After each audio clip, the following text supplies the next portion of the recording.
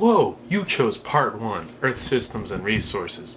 Oh boy, are you in for a fun time. Let's start off with some Earth science concepts. The history of Earth is broken up into different geological time scales, where eons are larger than eras, eras larger than periods, periods larger than epochs, and epochs larger than stages. These divisions in time are based on the principle that each rock section, or strata, is laid down after the previous.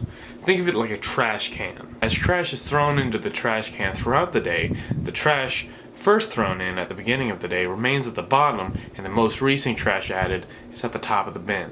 Now, of course, over time, strata, or in this case trash, can be moved or eroded, which can make the separation of time difficult to pinpoint precisely. Now, let's talk about something a little bit more fun. Plate tectonics.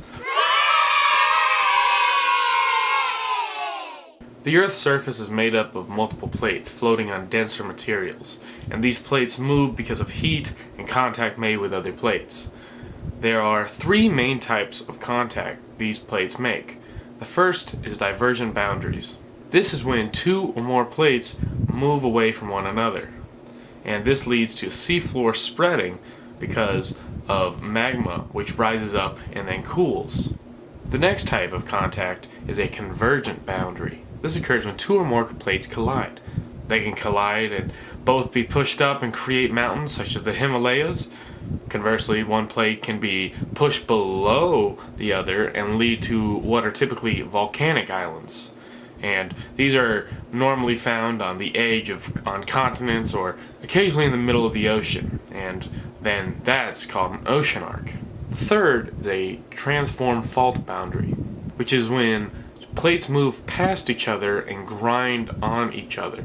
This leads to lots of seismic activity and creates fault lines. Now, let's get on to a little bit of a shakier subject, earthquakes. Earthquakes occur when plates lock up and pressure builds, eventually releasing. Earthquakes are most often found in the fault zones. The location where rock ruptures is called the epicenter, and earthquakes are measured using the Richter scale. Now, let's talk about volcanism. Eruptions occur when magma is released in the atmosphere, and underwater eruptions lead to the creation of islands because the magma cools and forms rock. Now, let's fall into a different topic. Seasons.